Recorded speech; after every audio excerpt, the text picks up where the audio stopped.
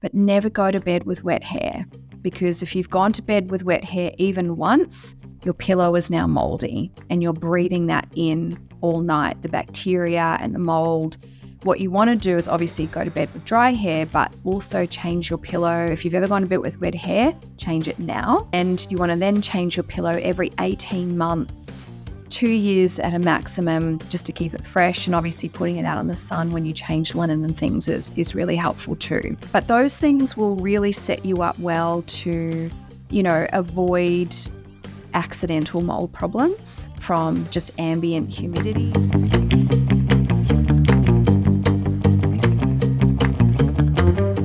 Welcome to Project Vitality. I am super pumped today to have Amie Skilton, who is a naturopath, a naturopathic educator, and also the mold queen. Mold is something that is living in Queensland, Noosa hinterland, where it's constantly raining and we have that type of environment in the summer. It's something that we are always have to be cautious of and understanding of. And it's also something that a lot of people have no real idea what to do, what are the major health implications, and how we can actually pull ourselves out of where we're at. And also there's a percentage of the population that are more susceptible than others.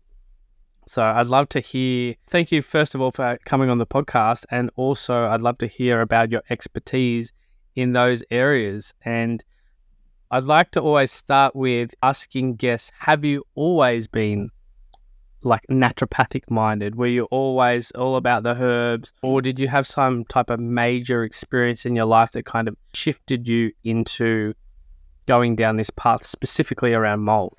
Great question. And first of all, thanks for having me, Nick. It's such a pleasure to chat with you again and to be sharing, my experiences with your audience, and the hope they can avoid them too. And in answer to your question about, how did I get started in this space, I kind of joke that I was born a naturopath. I was always, as a little kid, I'm a Reiki master as well. I'm a herbalist. I'm a nutritionist. And, I was always putting my hands on people who were in pain as a little kid. I don't remember any of that, but mum gave my mum no small amount of stress. And I was always in the garden playing with plants. And I had this deep love of nature and just trust in biology. But I didn't know actually what a naturopath was. I grew up in just, standard mainstream family. And if we had a health issue, we went to the doctor. And I actually, was fascinated with science as a kid. And my original plan was to become an astronaut. And you're allowed to laugh because I know it sounds hysterical, but I was actually enrolled in the NASA Youth Space Camp program. I was doing physics, calculus, chemistry, like all of these things. But in my spare time, everything I just read about was just natural medicine, just, yoga, herbs, just anything. I just devoured it. It was my passion. And then at 17, two things happened.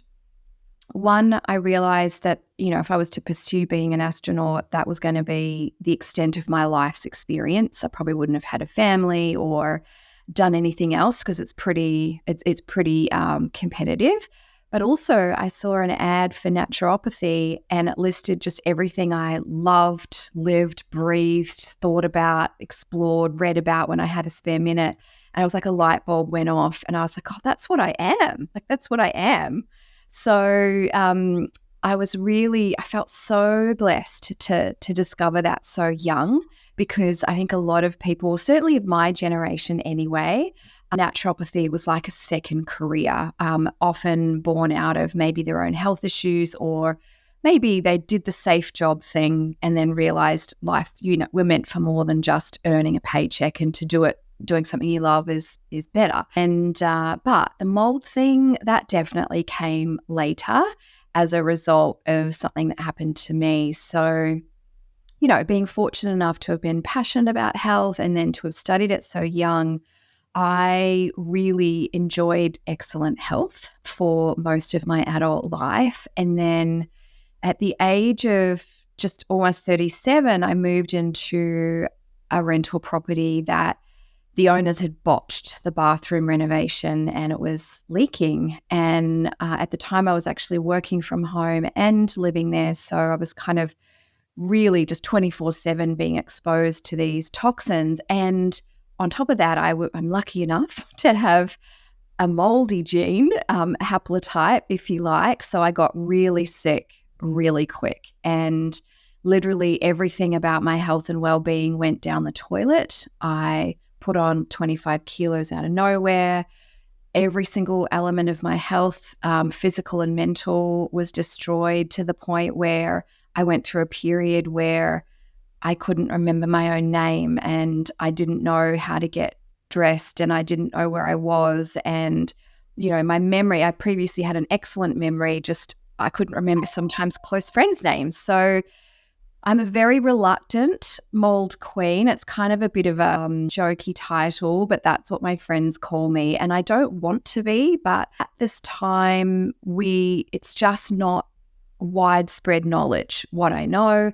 And as a result, there's a lot of people suffering and a lot of people making mistakes that are contributing to how unwell they are on their, on the health of their home. And I think so sad, isn't it? Our home's meant to be our sanctuary. And when we're unwell, that's where we retreat to try and heal and recover. But I realized it was a rude shock, let me tell you, that all the best diet in the world, organic, blah, blah, blah, and all the best supplements and all the best practices don't do. Am I allowed to swear on your podcast? I don't mind the odd swear. Go for it.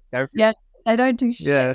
If you're in an healthy environment. And we can say the same of, emotional environments, relationships, all of that is true. But honestly, diet does make a difference, but it doesn't make as much of a difference as you think. And it certainly doesn't make a damn difference when you're being poisoned by the home that you're living in. So here I am, eight years later, talking about mold. And quite honestly, I'll be talking about it till my last breath, because if I can save anyone from going through what I went through and what I see clients, struggling with on the other side of it, then it will have been a worthwhile use of my breath. Yeah, and it's something that I teach a lot as a Czech practitioner.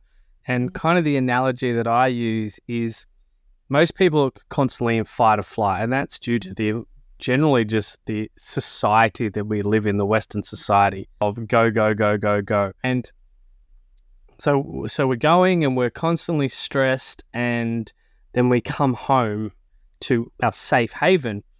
But the body recognizes stress as stress. Mm-hmm. So you're sitting on your couch and you've got your, like an Ambipure going or some other bullshit chemical in your home, and your body is thinking there's a lion. You're sitting on the couch and there's a lion attacking it. And so eventually the body claps out because its immune system is just trying to fight all this time, every single moment, from the first breath in the morning till the last, when you go to sleep at night. And even in your sleep, it's trying to repair itself, but it's surrounded by toxins, and mold is just one of these toxins that's a major one that can creep up on people, because it can be something like you said, where it's a dodgy bathroom renovation or a leak in a roof that you may not even be aware of.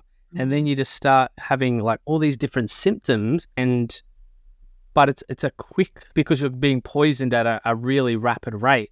And that's one of the things that I guess the challenge we have in our food system and all the chemicals people put in their bodies and in their home is it's a slow death with all those poisons, because it's the minuscule amounts of poisons in our food and in all our products. But when it's something like the mold, as you said, it can go really quick. And I want to tell a story. So Amie really helped me and my mother, because Mum lives in an apartment and the person above flooded their bathroom and they didn't fix the apartment.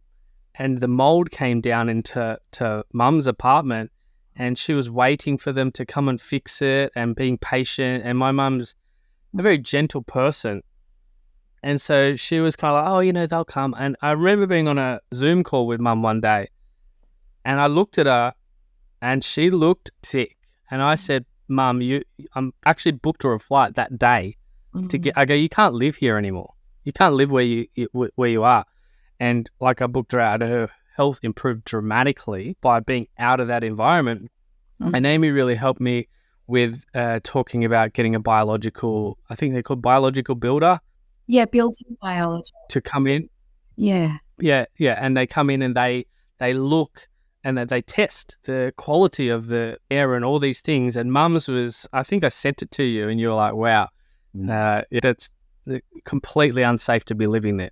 And so I'd like to kind of talk a little bit more about the science, what you do, because obviously you have a passion because it's a personal experience, like someone that was so healthy and then it just gets taken away. And this is what I always teach, and every guest I have on, I always teach and try to share with my audience that once you lose your health, all your other dreams and visions for life go. And it's only when you've had that experience, like you've had it and I've had it, like I had it in my mid-20s, where you think you're going to die. You can't function. Your body's just, you've got this enthusiasm in your heart and your soul, but your body can't function. And until you have that and you get yourself out of that, most people don't experience that. And when they do, they don't kind of realize, it's like people will drop out of a heart attack, or they'll have a cancer and they don't realize that that slow poison has been poisoning their whole life. It's only generally people that have that like life-altering experience out of nowhere. We seem to, I don't know, it's kind of like we're the born healers because we had to go through the crisis. And I guess what I'm saying is if you haven't been through that crisis, you don't realize how quickly your health can just go and your whole life can change. And we're living in this world where people think that they'll live forever and they think that they're invincible. And then it happens and then everything changes. So let's talk about that. Yeah. What you do, how you help people. Yes. Well, look, I just to, I guess, tackle on the back of what you just said, this is what makes toxic mold, quite tricky to pinpoint as well. Like in my experience, which is quite limited, I don't work as a building biologist. I am a qualified certified mold testing technician, and I have inspected over 300 properties myself, but I don't do that as a job. I refer my clients to building biologists. But what I can tell you in my limited experience is 80% of the time, you don't see visible mold when a property is water damaged and moldy. It's in ceiling cavities from a roof leak that's, it has not yet made itself known through the ceiling, or it's a burst pipe. My in-laws had a brand new home built and I got really sick in their property. That was the second property I was in and I was way sicker there. And I knew there was stacky in there and I moisture mapped it. We kind of knew where the leak was coming from. But again, most people sort of don't take it that seriously unless something's really bad's happened to them. Anyway, turns out when they built the property, someone just drove a nail through a pipe at the time of construction and had been leaking for 15 years, but it wasn't visible until, we were in that bathroom using it more frequently than it had been. And the health problems of everyone that had been occupied in that space were different. And they differ for lots of reasons, but roughly, there's different stats. Some say as little as 24%, some say as high as 33%, but let's say a quarter to a third of the population have mold-susceptible genes. We call these the canary in the coal mine, and they're like the early warning sign something is not right. And what that means is you could have a family of 4 in a home and maybe only one person is really sick, or 1 or 2 and the other half of the family is fine. And so it can be really difficult to say, oh, it's the home, because it's like, well, we're okay. So, or, I've just got a bit of allergies, but you're the one with chronic fatigue and fibromyalgia. It can't be the house, otherwise I'd have that. Unfortunately, depending on the genetic haplotype you have, depends on how your immune system responds, and therefore accounts for a pretty wide range of differences between how people can present with mold illness, if you like. And anyone who's got my genetics, the shit ones that make us much sicker, much quicker, are going to find this hard to hear if they're not yet on the other side of the illness. But I personally feel very thankful that my body now tells me if a building is bad, because the opposite of that is someone who lives in a property like that and then 10, 15, 20 years later gets kidney cancer out of the blue, or some other weird cancer that doesn't run in the family. And they're like, oh, it was just bad luck, or maybe it was bad genes. No, it wasn't. It was you exposed yourself to 2 decades of carcinogenic chemicals. They're just mold made instead of man made. And now your body's finally collapsed under the weight of that burden. And so, in some ways, I feel like that sensitivity is a superpower if you know what to do with it, and also if you have the resources to take action. And I think that's where a lot of people get trapped.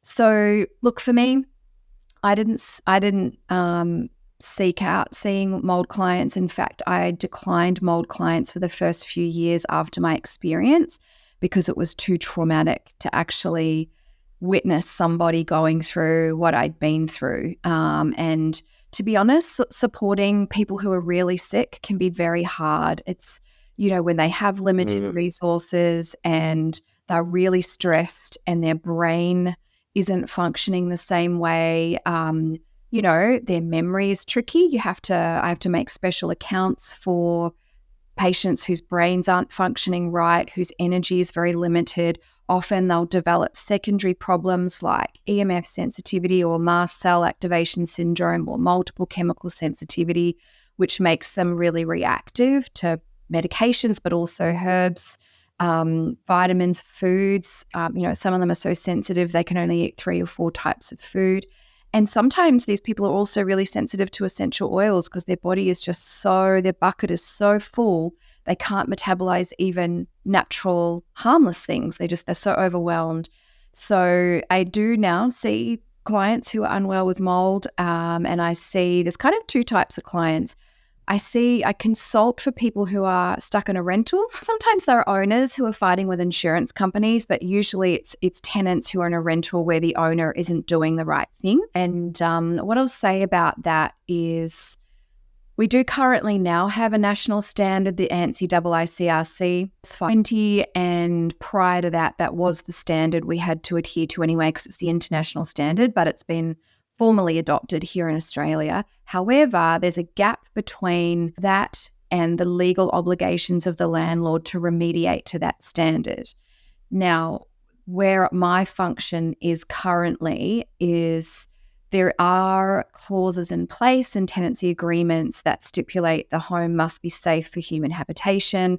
Typically, the role I play is in determining that it's not and allowing people to break lease without penalty, and if it's a known mold problem that the landlord hasn't taken action on, also getting compensation for that. But where we don't have legislation in place to protect renters is that you cannot legally force an owner currently, as the time of this recording anyway, to remediate to that standard. And unfortunately, in a rental crisis like we have, some people are jumping out of the frying pan into the fire. So I also have, a mini course to train people on how to find a healthier property or limit the amount of risk of ending up in a bad property. Because there are, once you know what to look for, the red flags become much more obvious. And as I said, visible mold is only present like 2 out of 10 times. So you've got to look for other stuff, other red flags.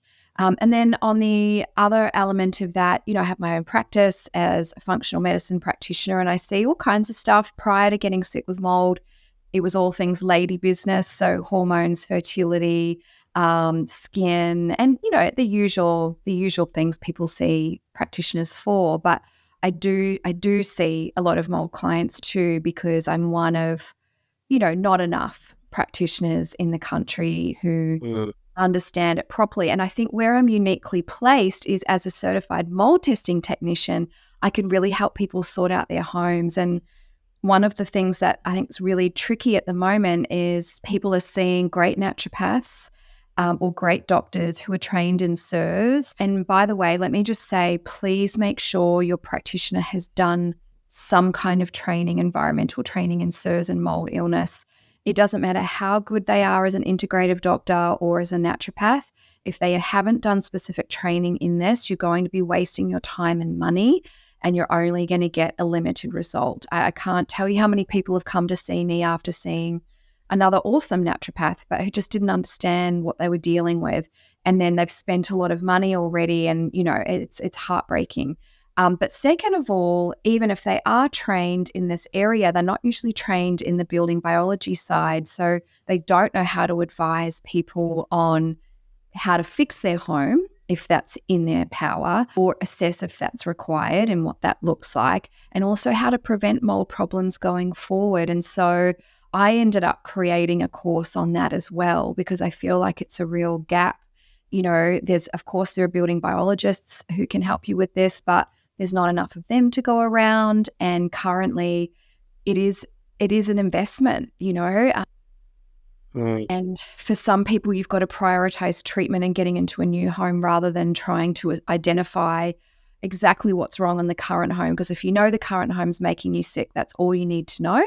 And I guess just to sort of circle back to the consulting that I do, one of the roles I do play for people is, what is the bare minimum we can do here to identify that your home is unhealthy to get you out of that lease?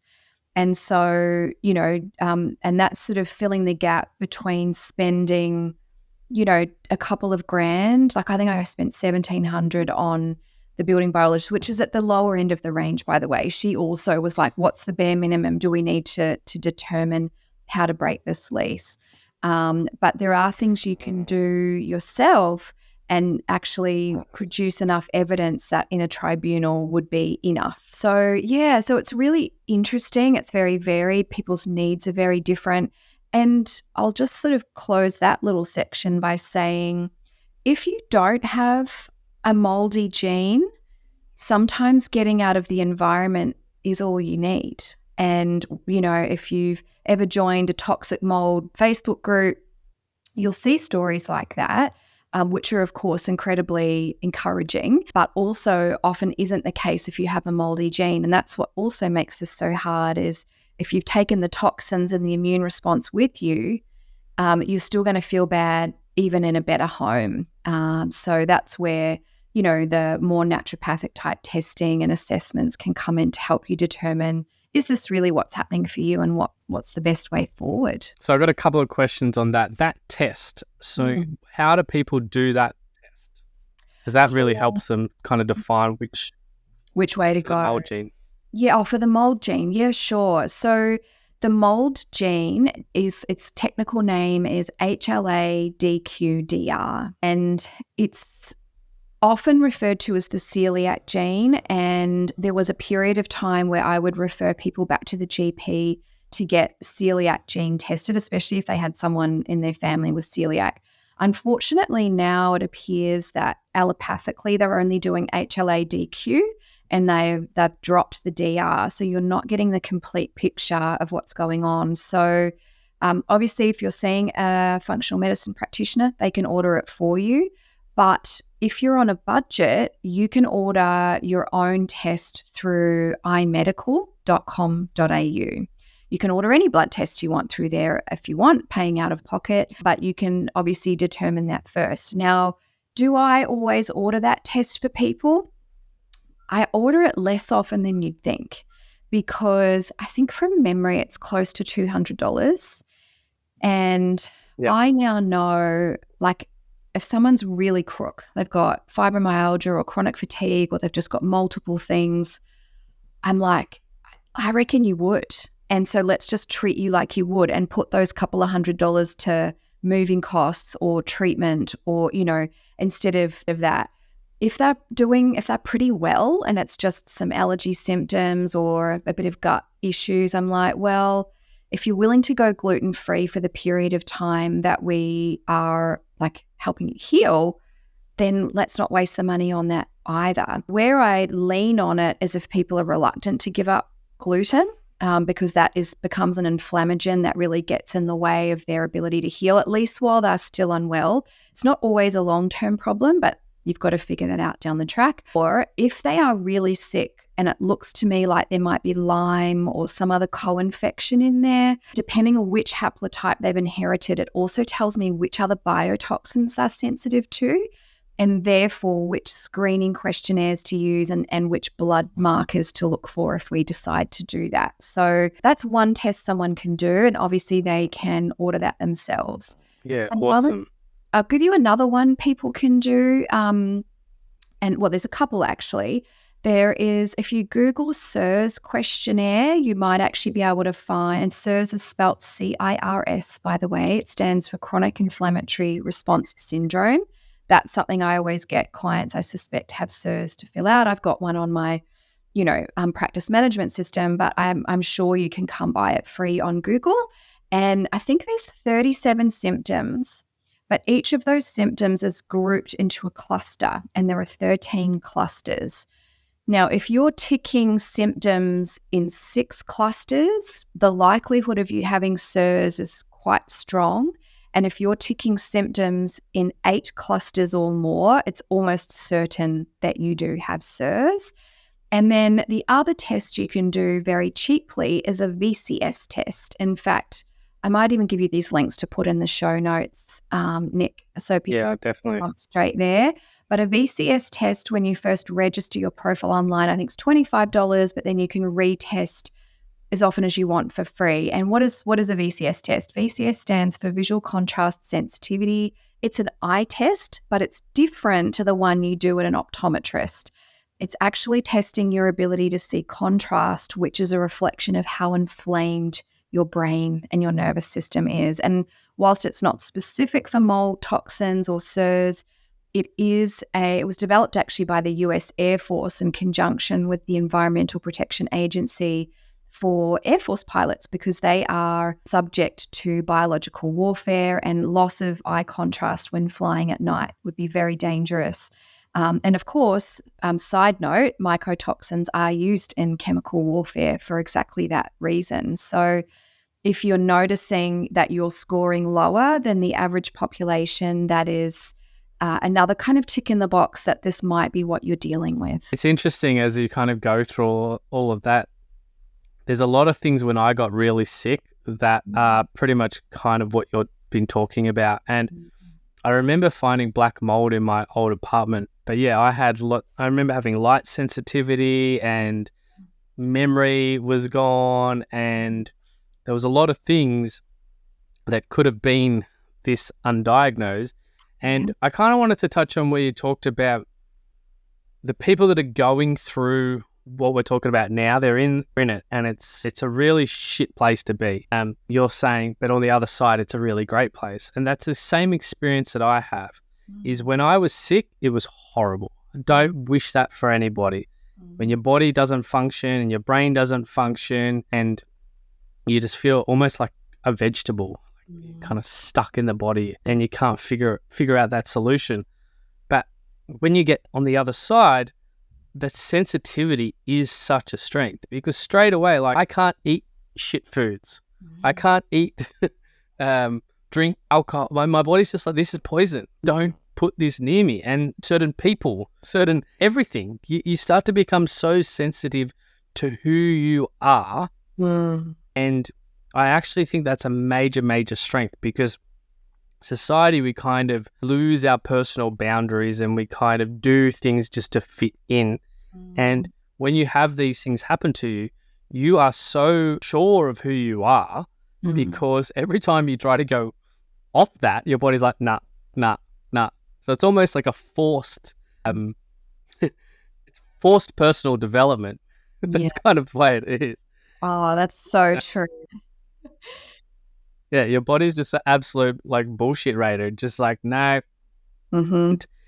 It's challenging sometimes, because I wish I could do that, or I wish I could do that. And I kind of live by that kind of 80-20 rule, but sometimes it's 90-10 rule. And a lot of the things that I used to miss, I actually don't miss at all anymore. Yeah. And I found other things that are so much more enjoyable and make me feel more connected to like my own fulfillment and happiness, where I used to get that from something where outside and there was something, whether that be chocolate or whether that be alcohol or chasing, whatever it is. But you don't need it as much anymore because your body's just, I don't know, your body just knows it's a temple. And it's almost like your body has this self-inclined self-worth radar that when you try to override it, it's like, nah.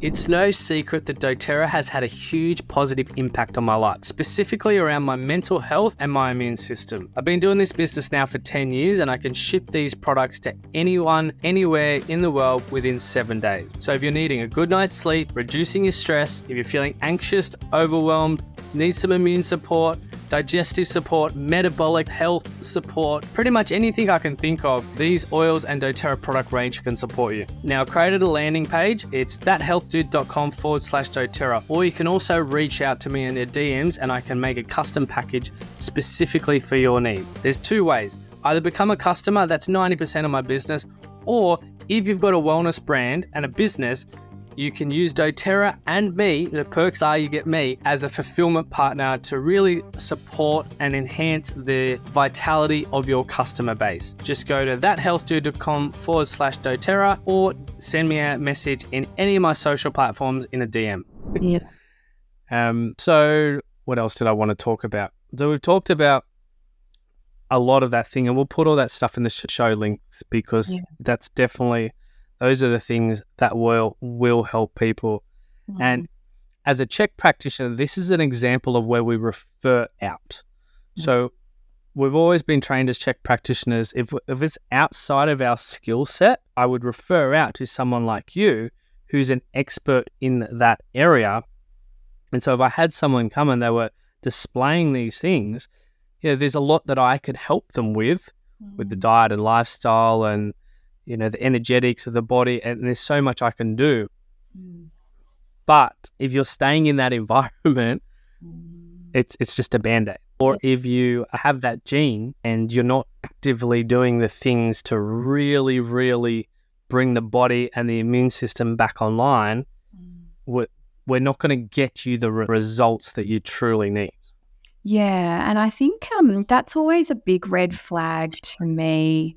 And I'm parking it here in this conversation for everyone who listens, is that if you have a health issue that is unresponsive or isn't responding in the way that it typically could or should or would be expected to, that's always a red flag that there's something environmental going on or some other variable that hasn't been uncovered. Like, it's not necessarily always mold, it could be EMFs, it could be a root canal, it could be breast implants. It could be a combination of those things, but it means like the root cause hasn't been uncovered. And that to me is always like, if someone sort of comes to me like, I've seen a few naturopaths or, I've tried everything, and I'm like, well, maybe you have, maybe you haven't, maybe you've tried, you feel like you have though, you've tried an awful lot.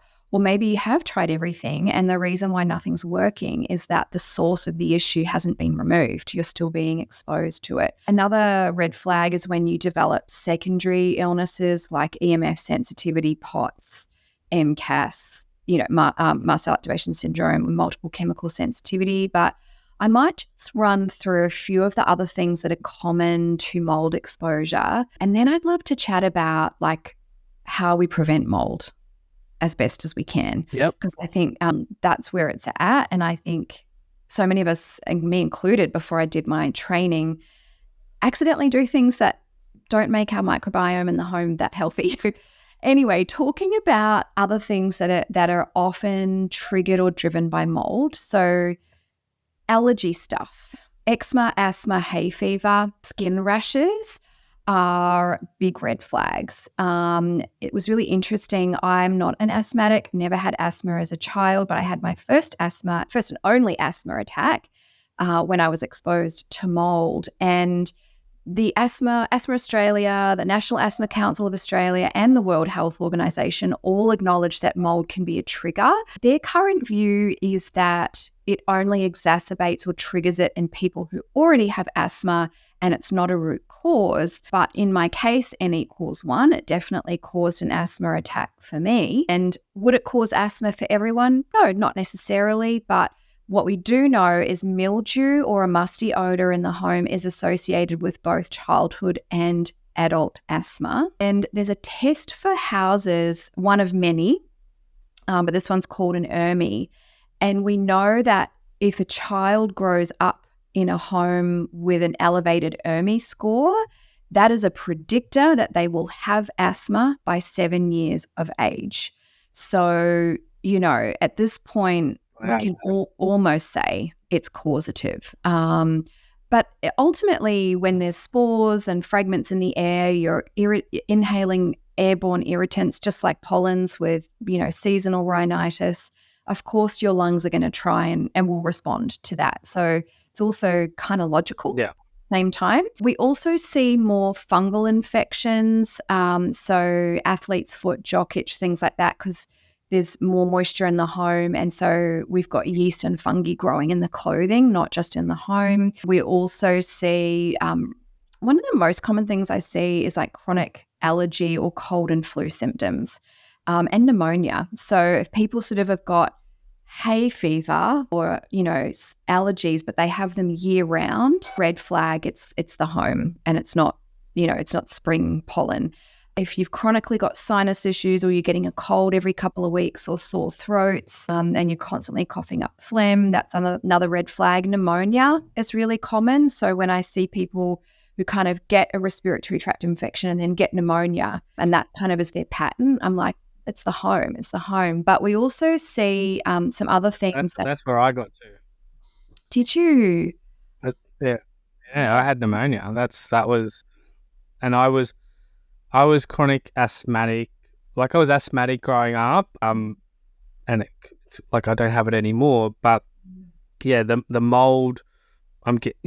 Maybe the mold could have been the cause that got me to the pneumonia because, like, I look at the symptoms. My eye sensitivities, my brain memory was gone. I had pneumonia. I had all these skin allergies. Like literally, like there's a photo of me where it was almost like a pus kind of growing out of my neck because I'd been scratching it so much. I'm not in that place anymore. I know, thank goodness. Well, here's the thing, just I'll run through the other red flags in a minute, but I just want to pause and say mold is a visible proxy for all of the microbes in the home.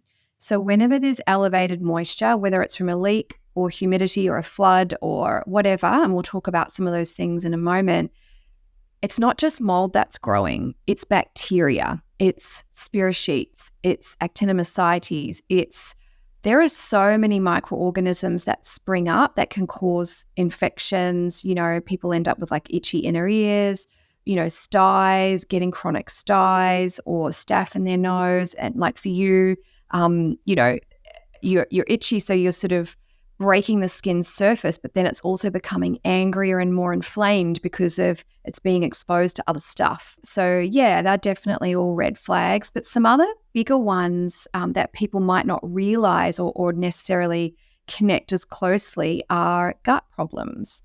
So most SIBO cases I see have had a history of mold exposure. And that's because the two classes of microorganisms that cause SIBO, which is a type of dysbiosis and causes gut problems like bloating and gas, those microbes are like the cockroaches of the microbiome, and they're not bad on their own in balance, but mycotoxins are antibiotics.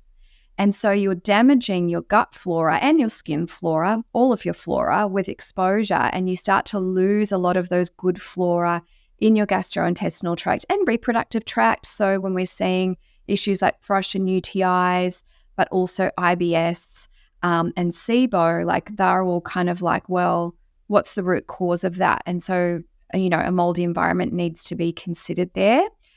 Weight issues with mold are really weird. they are two different extremes. So for me, the inflammation and damage to my hypothalamus created something called leptin resistance, which meant I went from a very healthy weight to overweight very rapidly. Like it happened in 25 kilos in about 5 months, I think, and nothing changed in my diet, lifestyle, except towards the end when I got chronic fatigue and I wasn't working out anymore because I was getting post-exertional malaise after a workout. So if you're getting really fatigued after exercise or any kind of exertion, another red flag, your mitochondria are damaged, which are energy-producing parts of our cells. And again, there's other things that can damage your mitochondria, but this was obviously a big one for me personally. But there's a particular toxin, which I can never say unless I'm looking at the word, so I'm not going to attempt it, but its acronym is DON, D-O-N, and it's produced by a specific type of mold, and it really destroys your gut. And the people who are exposed to that one are the opposite. They lose weight really rapidly. They actually often look like meth addicts. And I know that's an incredibly harsh thing to say, but what's happening is they are not absorbing micronutrients or macronutrients, and they look really unwell. Their skin can sometimes get really scabby. They get sallow, their hair starts to get thin, their whole appearance can really shift quite a bit, and they lose weight and they cannot put it on. They might eat heaps and they cannot put it on. Whereas the opposite end, that where I was with leptin resistance, I was barely eating anything because I was too sick, but I kept gaining weight just off fresh air. And any attempt to try and lose it, I kept gaining it. It was bizarre. So weird weight issues, fibromyalgia and chronic fatigue syndrome are two really big ones. What frustrates me about diagnoses is that people then sort of cling into those and say, oh, this is what I have. And then they just kind of resign themselves to sort of getting treatment or managing life with that condition, when actually you can get rid of it if you find the source and heal your body. Chronic fatigue syndrome, there was one study that found in over 90% of chronic fatigue sufferers that was sampled, it was 93% were positive for at least one mycotoxin. 83% of them had ochratoxin A exposure and 44% had trichothecene. So we know that it's a huge causative factor. And same with fibromyalgia, 75% of fibromyalgia patients. And I had both of those things, and I don't have either of those things anymore. There's neurological issues. I've seen things, neuropsychiatric issues develop, things like tics, Tourette's, seizures, schizophrenia, be triggered by certain mycotoxins because of the way they trigger inflammatory mediators in the brain. Me personally, I developed something that's currently called type 3 Alzheimer's, which is an inhalational Alzheimer's disease, basically meaning it's very similarly presenting to Alzheimer's disease, but it's caused by inhaled toxins. And of course, if you get rid of the toxins and reduce brain inflammation, you can reverse it to some degree. And also I see a lot of this with ADHD and ADD symptoms. And lastly, non-celiac gluten sensitivity. I wish people knew if you feel sensitive to gluten, that's probably an indicator that you have a mold susceptible haplotype and possibly low alpha MSH due to an exposure. And you can definitely, I'm not saying you should eat gluten at all, but you can definitely shift that if everything else becomes normalized and become less sensitive. So, it's tricky. It presents differently in adults and kids.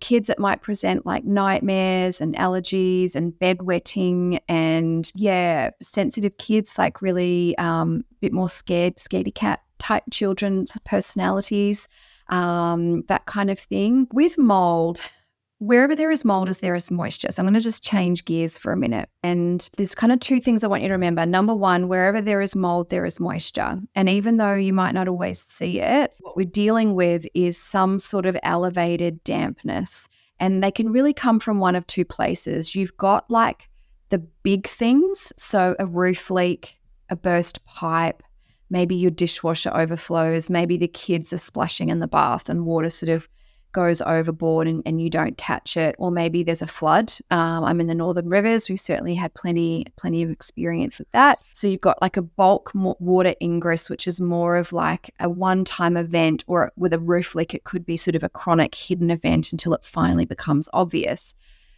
That's one type of problem that can give you mold. And I think most people think that's all there is to it. But actually, in huge parts of Australia, including where you and I are, Nick, is for much of the year we see elevated humidity levels. And as soon as humidity is over, it's currently 68% in my office. As soon as humidity is over 66% for more than 48 hours, you have Aspergillus and Penicillium species growing, and they produce mycotoxins. And so if you are not managing the humidity in your home, you're going to have a mold problem even if you've never had a leak.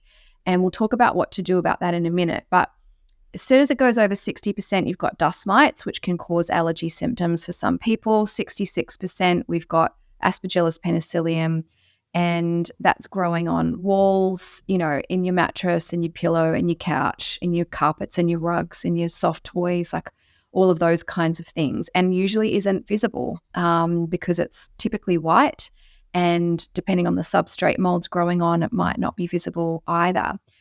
So in terms of managing a home, I just want to share a few tips. I have a lot more in the mini course Mold Prevention 101, which kind of goes through every room and teaches you what to do, as well as general cleaning stuff. But there's a few things I want to share here because they're universal. Number one, every home should have humidity sensors in them. Now, they're pretty cheap to buy, like $20-25. I would recommend you have one in every room, bedroom, and one in the living area. You want to place them somewhere around hip height, and you basically want to keep the humidity between 40 and 60% at all times. 45 to 55 is like the sweet spot for human health. You don't have mold problems being drier, but it can be too dry for our skin and our mucous membranes. But when there's elevated moisture, aka above 60% and climbing, we start to see mold problems.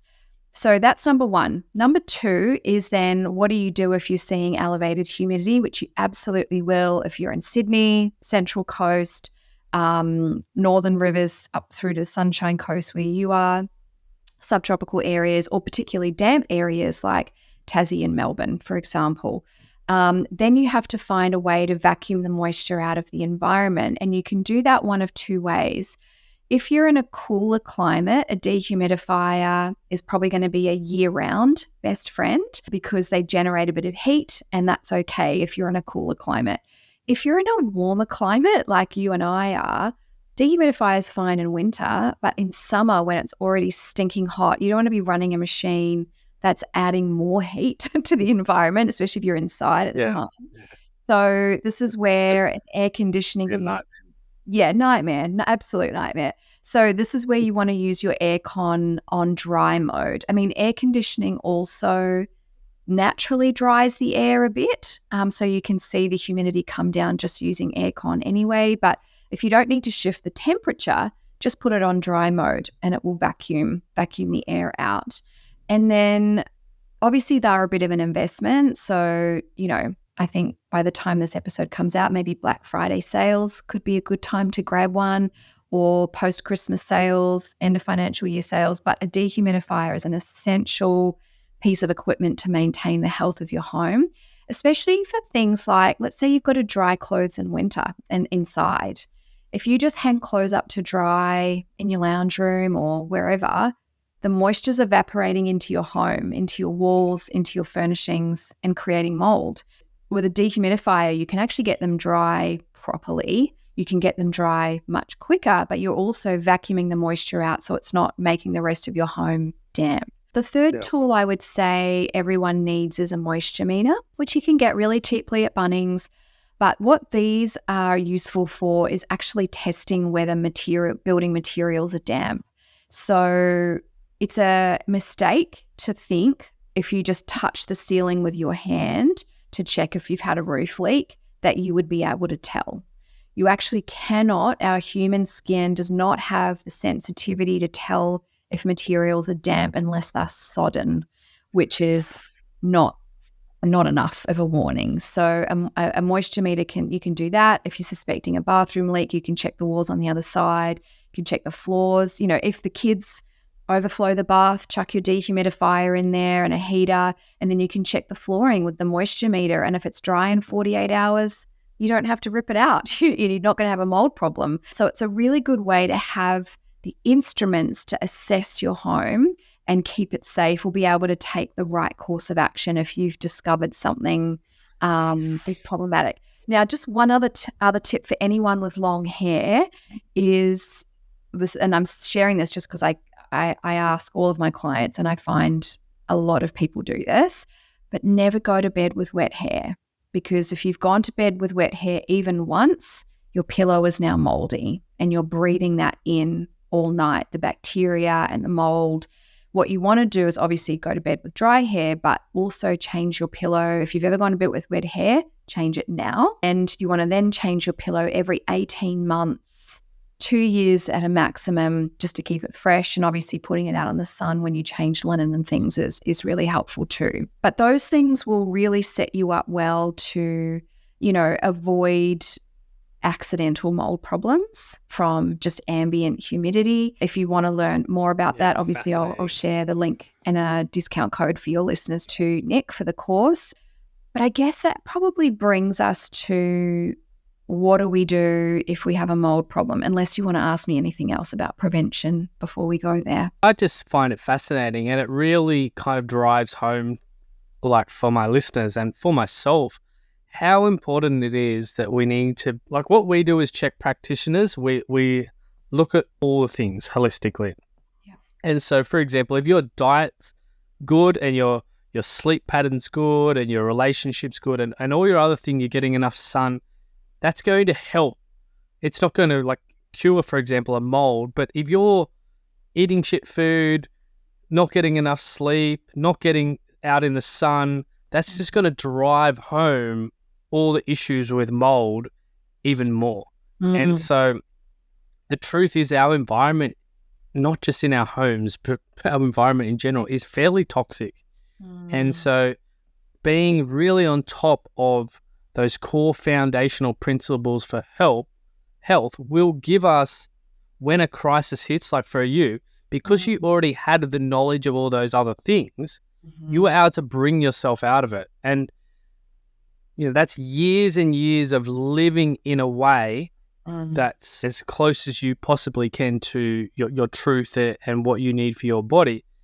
And then that environment came in and threw that spanner in the works, and you kept on doing all those things because you had that strong foundation and that strong base. And then you just had to, you had the energy to research and look. And even when you were in your dire straits, you're really down in the dumps, putting on that weight in your brain and all these type of things. Imagine if you weren't eating healthy, you probably wouldn't be here anymore. I tell you what, you're not wrong. I think I feel very lucky, even though I was incredibly frustrated and upset and resentful at the time, that having lived such a good life wasn't enough to stop this from destroying me. I absolutely know in hindsight it was the reason I recovered so quickly and why I'm now back to living a full life today. And as you said, for people who aren't already aware, which won't be anyone who's listening to this, but I'm sure anyone listening to this has probably got friends or family who don't take particular care of themselves. If they end up with a major knock, whether it's something like this or a car accident or a psychological trauma or some other illness, the road to recovery is so long and potted because the foundations were feeble to start with.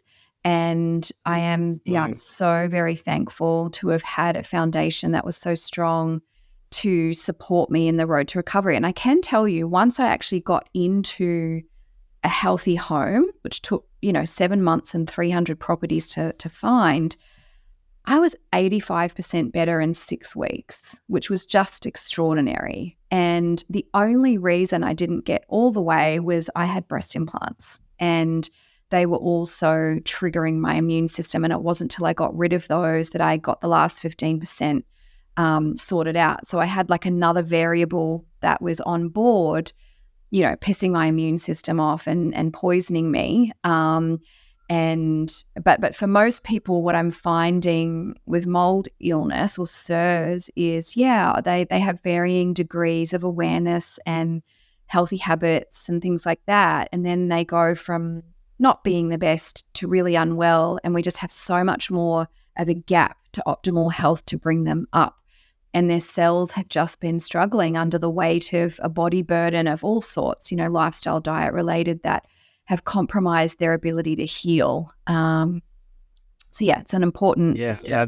That was me. When I first got sick, I was working in Surfers Paradise, drinking pretty much 3 to 4 to 5 times, sometimes even 7 nights a week, working really long hours, no sleep. The world's shittest diet. Like what I thought was healthy, I had no idea. Like standard Australian, the sad diet. Yeah. And so that did take me such a long time, and my environment as well, being around people that I remember when I shifted out of that and I started going to the organic markets on Sunday, I had to go by myself, and all my friends were out on the piss on Saturday night. And sometimes I'd still go out on the piss with them on Saturday night and then go to the organic markets because my habits were so hard to change and so ingrained. Because I actually, through this whole process, I realized that the reason I worked for club crawls and partying was because I didn't like my own company. So I had to surround myself with other people at all times. But then when I got sick, sitting on a Saturday night at home by myself, I had to learn to love myself again.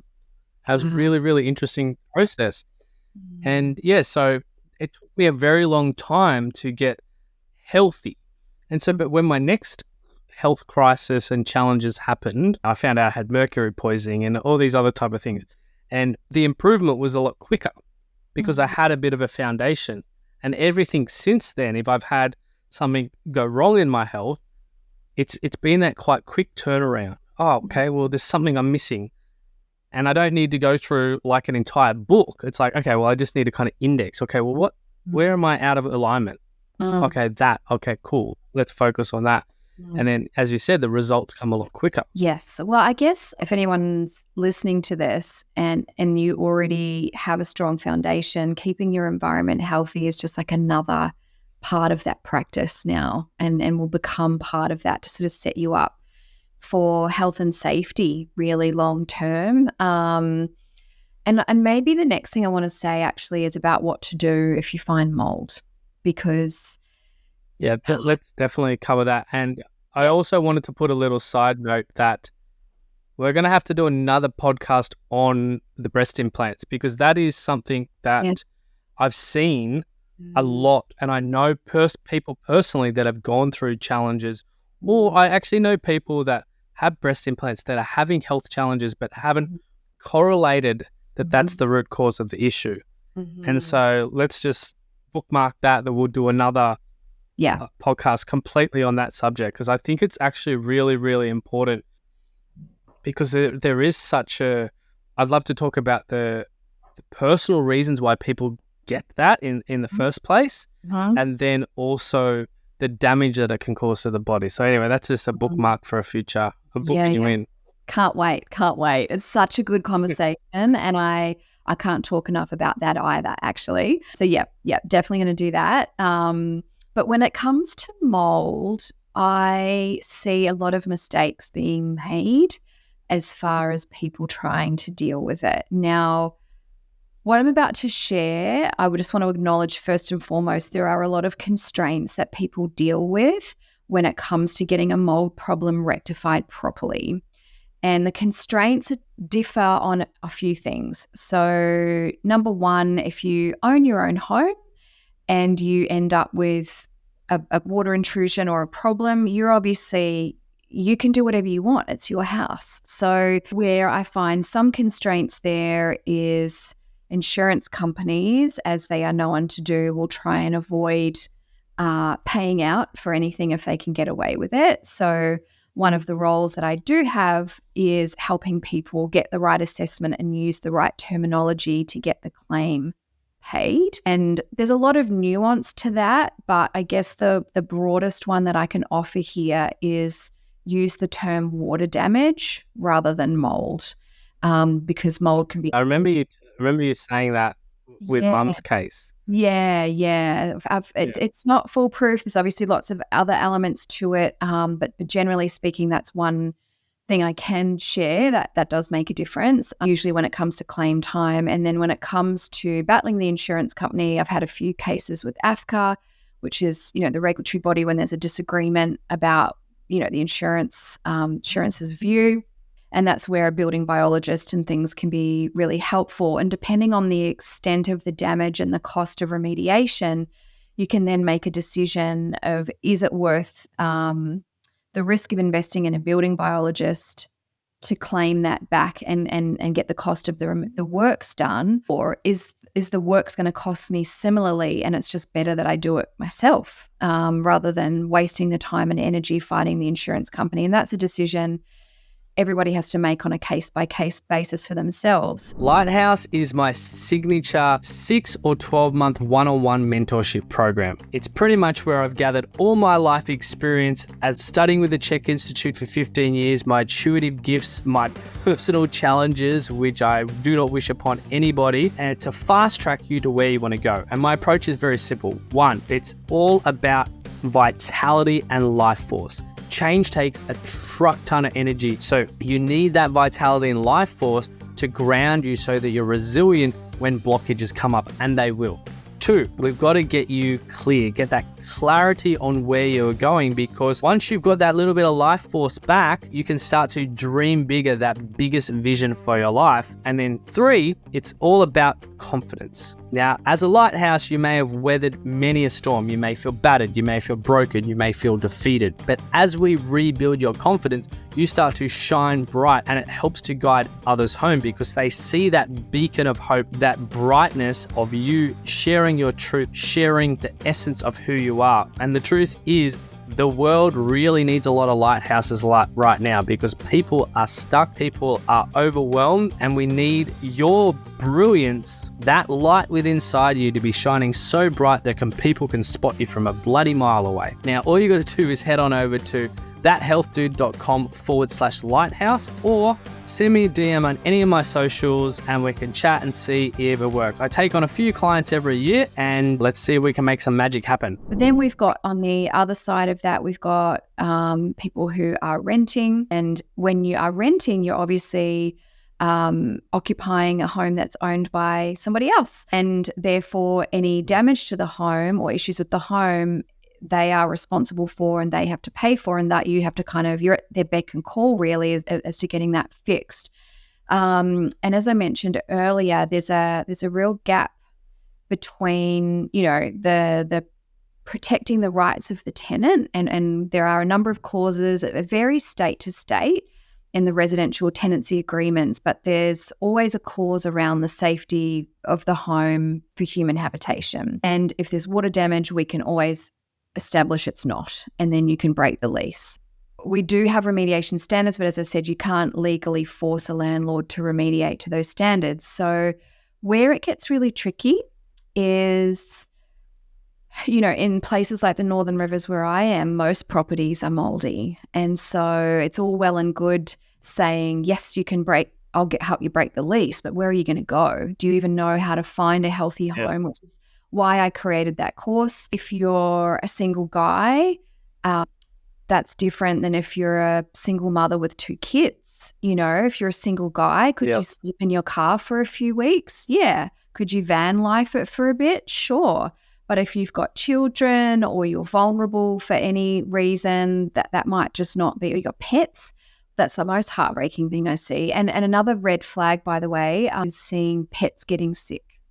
They're a bit like canaries in the coal mine as well. I had one client who kept getting puppies. She was really sick, actually, bedridden, really, were housebound, and she kept getting puppies and then get sick and die.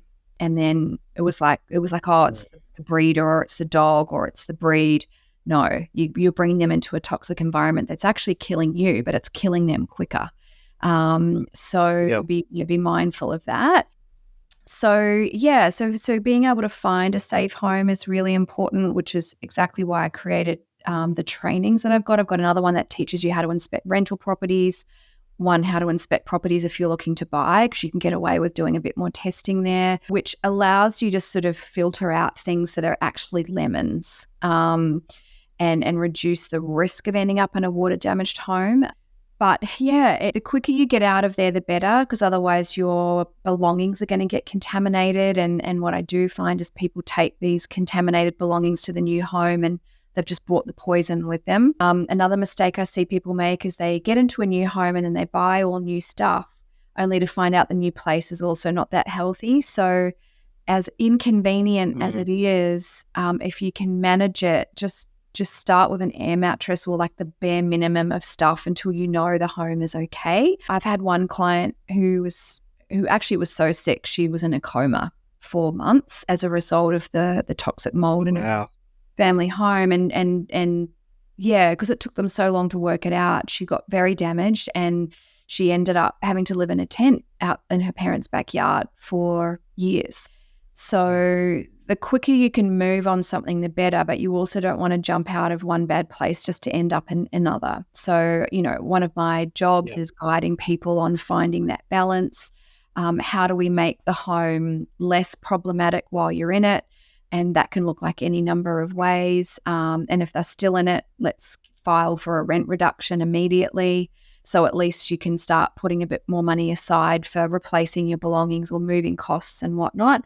But ultimately what I see going around, online, on social media, on Google, what people are wondering is how do we kill mold, and the problem is you can't kill a chemical, because the truth is one of the main ways mold makes people sick is through the toxins it produces, which are chemicals.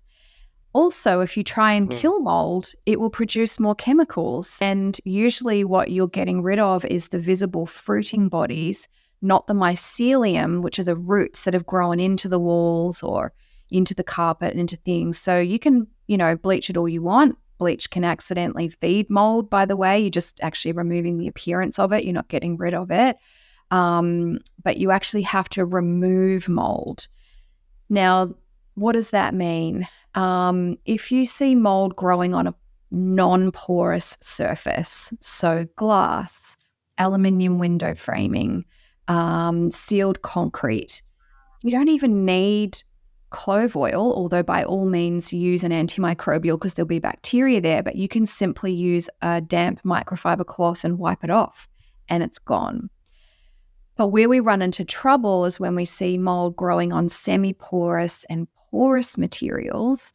And, a wall, for example, you can't wipe mold off a wall and consider that gone. So if you're seeing mold growing somewhere, first of all, you need to identify the moisture source. If there's mold growing, you have a moisture problem. Where is that moisture coming from? Is it a leak? Or is it humidity? Or is it something else? Or is it all of the above? Sort that out first. And then when it comes to remediation, if you see visible mold on plasterboard, how you get rid of that is you actually have to cut it out and chuck it out under containment so you don't, contaminate the rest of your house. You also have to think about, if that was, say it was the wall on the other side of your bathroom and it was the pipe for the shower rose. So you've got a water coming up the wall. You've got to actually think about the insulation behind it, the framing. You've got to just remove everything that's water damaged and then replace it. And that can be easier said than done too. But yeah, if you're in a rental and the owner's not doing the right thing, you'll obviously have to get out. If you're an owner but insurance isn't coming to the party, or maybe you're trying to afford it yourself or even DIY, step number one is just removing the mold. If you have to live with an open wall cavity for a while, well, so be it. That sucks. And it's not obviously attractive, but also it's better than leaving the mold there to continue to poison the environment. Yeah, it's almost like the Australian building standards are designed to make us sick because our homes are... Yeah, poor. Like the waterproofing is shit. Like if you're going by the Australian building standards, your home is not particularly protected. We're also building homes out of paper these days. So, and we're not building to the environment either. So if you're lucky enough to be in a position to renovate or build your own home, There is an area of building biology. Building biologists typically function as a doctor for the home, right? They come in and they don't just assess water damage and mold, but they assess any health hazards hidden or visible in the home and can provide you written recommendations around how to address those. But there's also an aspect of building biology that starts from the very beginning, and it's healthy home design. And it's about designing for the environment, using the right building materials or optimizing airflow and light. And, and it's such a beautiful thing to be able to do if you're lucky enough to be in that position, because most people, when they're updating their home or building, are worried about the aesthetics, which is fine. I'm an aesthete. I love things that are beautiful too.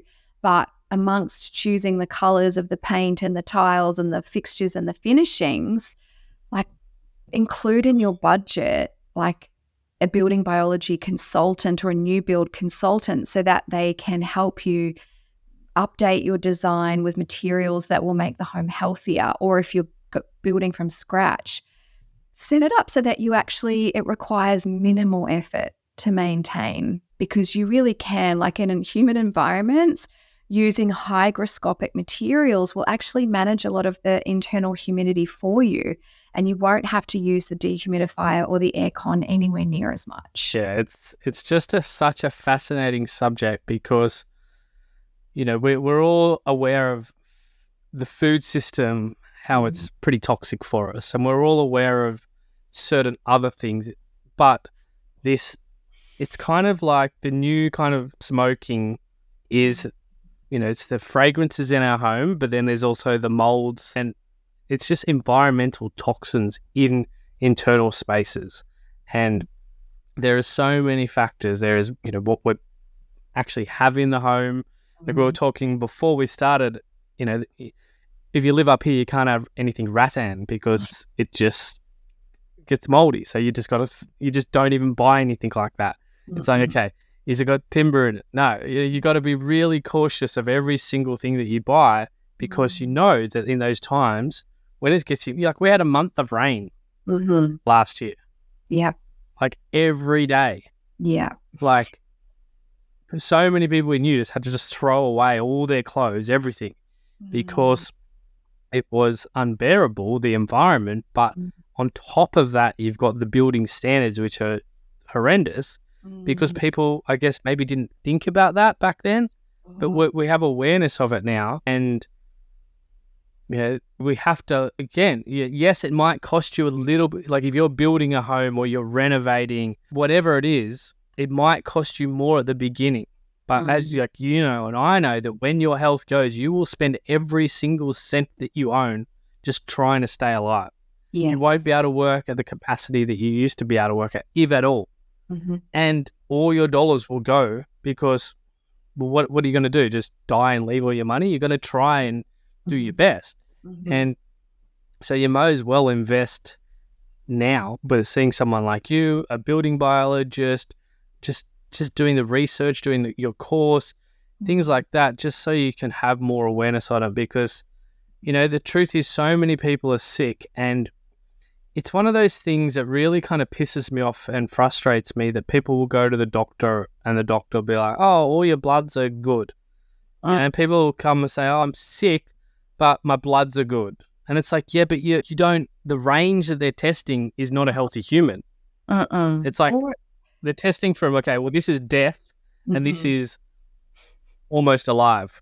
Yeah. And if you're in there, you get the tick. Yeah.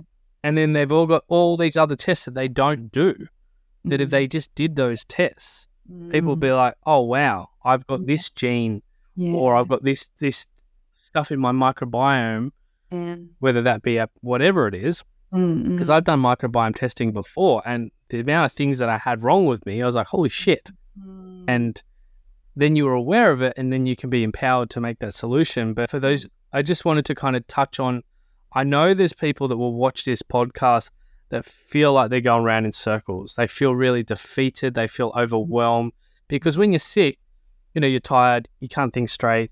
You've generally spent a lot of your money. Your resources aren't at the best as they used to be.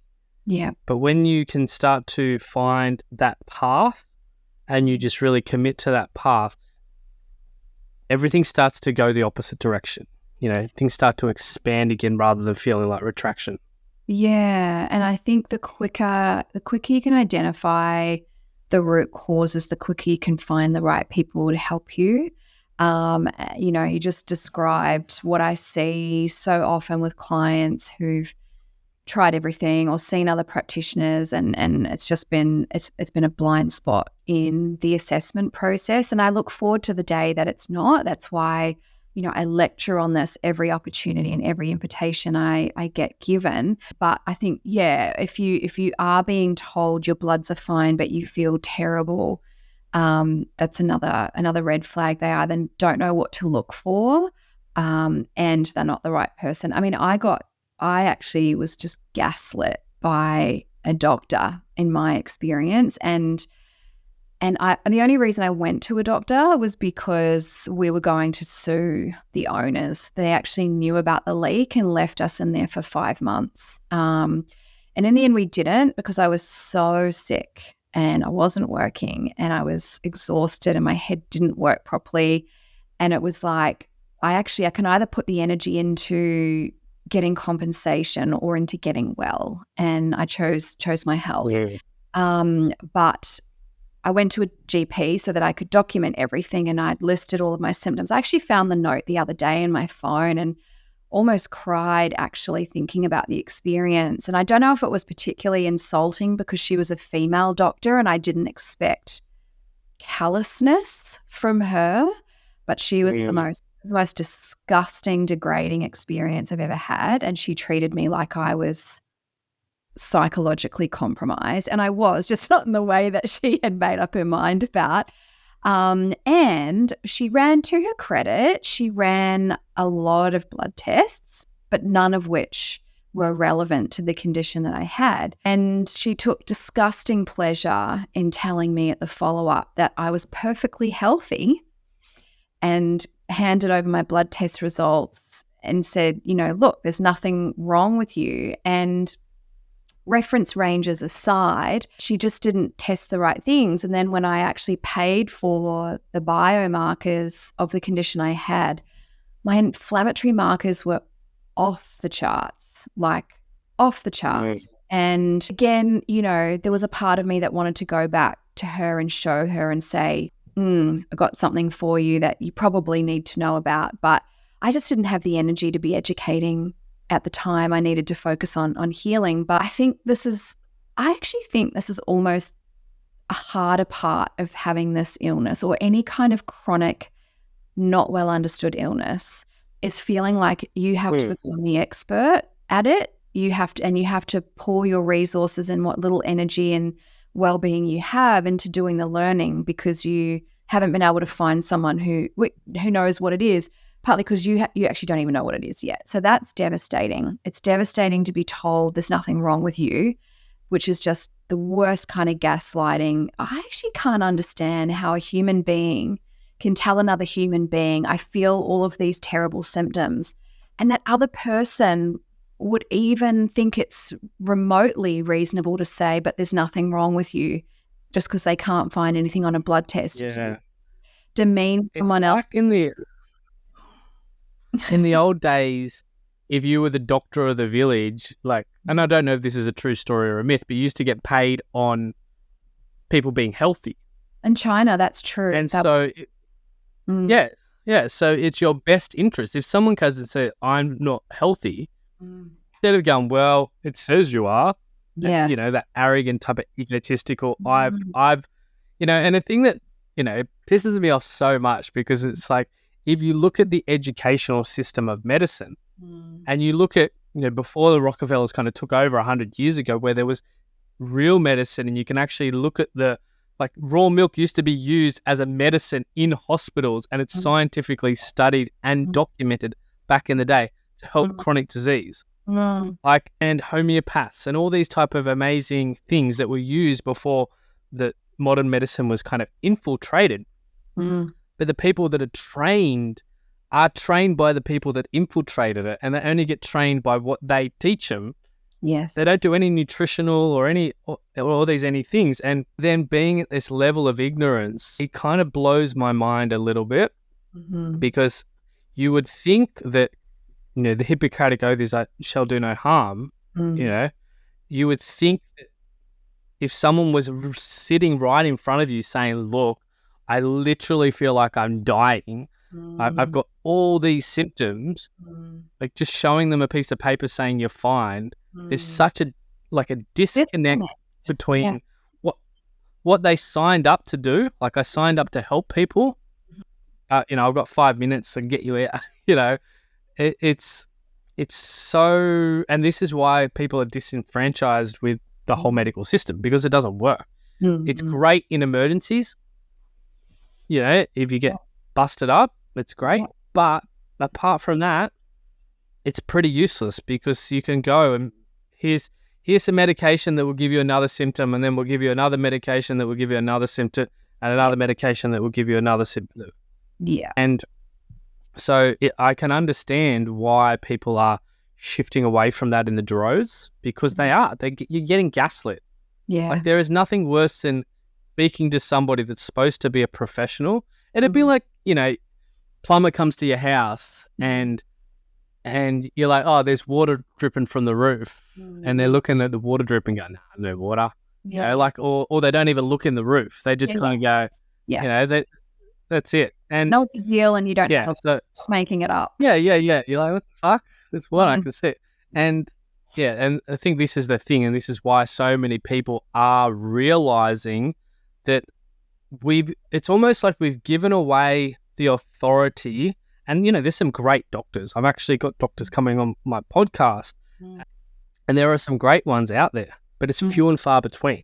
And so we've given authority to these people that are supposed to be in health, but they're sick as well. Like, the statistics of them, the age that they live to, and sitting in an office all day, just like not getting any sunlight, it's just not good for you. And so we've created an entire system that is not serving the people. And I apologize to everyone. I feel sorry for anyone that's been gaslit, because I've personally been gaslit before by doctors. And that's when I started on that health journey, because I was like, I just remember there was two kind of pivotal moments for me. One was in the doctor, and I was just like, I just feel like I'm dying.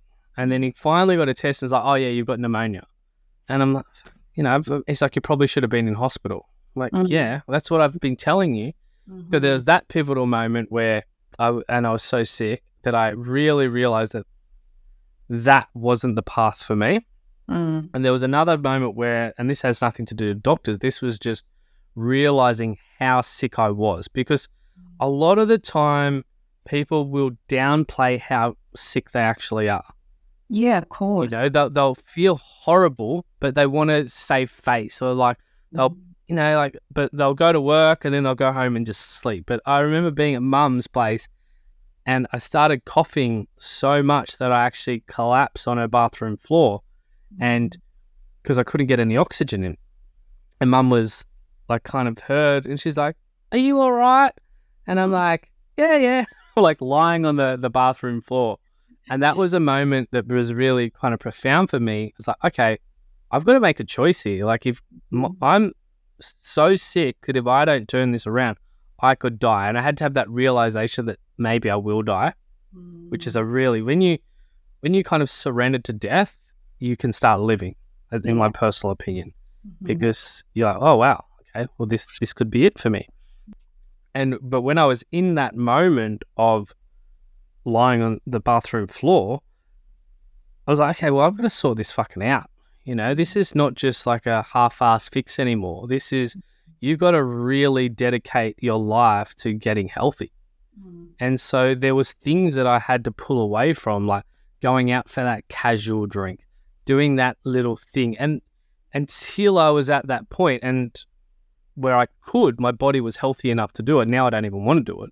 Yeah. But there is that kind of determination and that drive that has to kind of be alive, and you have to shift out of victim mode, which is really hard when you're like, this is fucked. Like, how do I get out of this? Like, poor me, why is this happening to me? And it's really hard to get out of it, but you've got to make that decision. It's like, all right, well, this is happening for a reason. This is God's plan, whatever it is. It's the worst reason ever. I'm in it, but I'm going to get out of it. And it's like this kind of, I don't know if you had that moment where it's like, and you're lying. There's moments of crying in the bottom of the shower. There's moments of just like curling up in a ball. There's moments of wanting to scream. There's moments of just going to sleep. I remember there's times I'd go to sleep and just be like, I'm so tired, I don't even want to wake up in the morning. But then you just kind of surrender. But then when you do wake up, it's like, okay, well, let's have another crack at it. Let's have another crack. And then start incrementally, your energy starts to increase and your life force starts to increase. And then it's bigger and bigger and bigger. And the right people come, whether it be listening to this podcast or, overhear a conversation. Once you kind of make that decision to be healthy, it's amazing how it all kind of forms together. Yeah, I agree. And you're right. It does take an internal decision. It takes an internal commitment to put yourself first. And also, I think part of it, and one of the things I see people struggle with though, is learning to trust yourself as well and your intuition. I was. That's why moments had the gaslighting of. Sorry to interrupt. That's why the moments of the gaslighting by the doctor are pivotal moments. Because you're like, there's a part of you that's like, fuck you. I know I'm not making this up. Yeah. Don't like, and you go, you know what? I don't trust you anymore. I'm trusting me. And so you kind of, that doctor kind of, as much as she was probably almost in malpractice, if you look at it and, not doing a job properly, she actually gave you a really powerful lesson of, you know what? I trust in me. And when we can, so we kind of have to have the bad guy sometimes. Yeah. To kind of bring us back into that self-trust.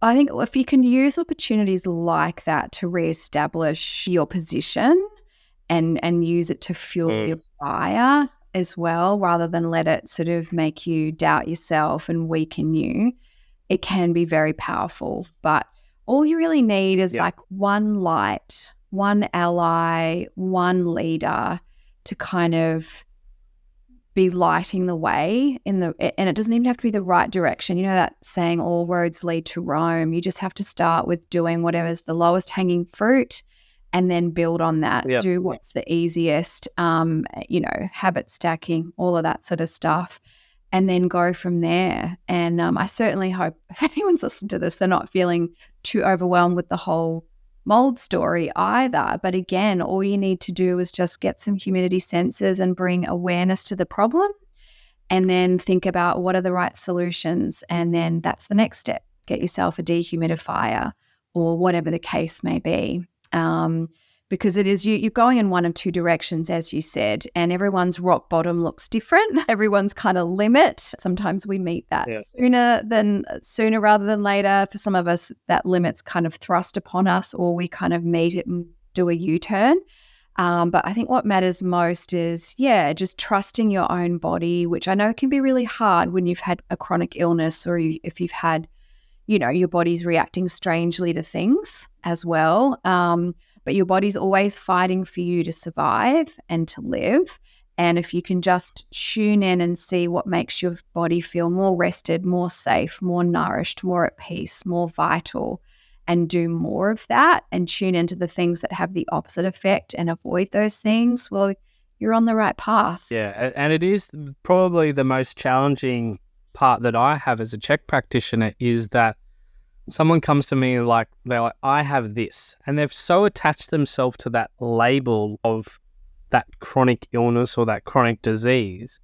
And as Czech practitioners, we don't really look at it like that. And so we don't really give it power. Because if you're like, people say, I have anxiety.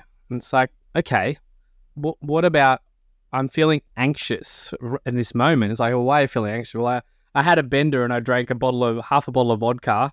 Mm-hmm. All my friends are assholes. I'm eating crap food. Of course you're going to have bloody anxiety. you know, that your environment is not good. And like, I'm not downplaying, you know, mental health challenges, because I've had mental health challenges. If we stay in that victim mode, we're always going to be the victim. And it has to be, so if you're wanting to change, and this is it's the pivotal moment that I see, that if people can't shift from that, they can never heal. But as soon as they decide, well, I created this, you know, my soul created this, God created this for me, my body's working for me, like you said, my body is always working for me, then if they can't shift to that, well, poor me, my body's like this, such a bad run, and it could be, that could be the story, and it could be true. They might have had circumstances that have built upon each other, but once you own the power of the human body and how it is the most advanced piece of technology in the universe, and when we work with it and become a friend and an ally with it again, fucking hell, you can create anything. Yeah. I think that's the dark side to, I think, social media and awareness raising for conditions that I'm seeing anyway. And that is, I see it actually quite a bit in young women with vaccine injury, particularly Gardasil, but there are others. And we see, you know, gastroparesis is probably the big one, or they end up with, a variant of SIRS where we're seeing POTS, MCAS, chronic fatigue, you know, and there was this great term that was coined by a US blogger called Spoonie. And if you want to look up, you know, what that is, you can Google what's a spoonie, and it's a very clever way of describing, you know, your energy or capacity in any given moment. But I'm finding like people are making their illness their personality, or they're making a brand out of it. Definitely. And then it no longer becomes, oh, I have gastroparesis, or I have chronic fatigue, or I have this chronic illness, whatever it is, insert the name of it here.